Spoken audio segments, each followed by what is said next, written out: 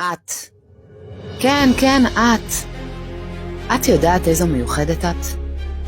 את כזאת מיוחדת שכל העולם הזה נברא בשבילך.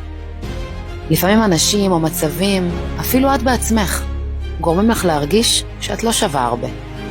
שיש לך כל כך הרבה מה לשנות בעצמך, וזה כל כך מייאש, הדרך כל כך ארוכה, והמטרה כל כך רחוקה. אז תזכרי, השם אוהב אותך, ושמח בך, כמו שאת. נכון, יש לנו הרבה עבודה, באנו לכאן כדי לעבוד, זאת התכלית.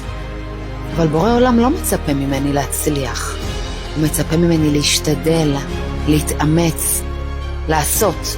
קומי ותעשי משהו. תאמיני בעצמך. את יכולה לכבוש את כל העולם. את פשוט צריכה להכיר ביכולות שלך. להבין מי את. את. כן, כן, את. אני אוהבת אותך. אז מה אם אנחנו לא מכירות? אם בורא עולם יצר אותך, סימן שאת משהו מיוחד. ודברים מיוחדים, אי אפשר שלא לאהוב. גם אם קשה לך, גם אם את מרגישה שזה גדול עלייך, תרימי את הראש ותחייכי. את תצליחי לעבור את המסע הזה בהצלחה בעזרת השם. רק תאמיני.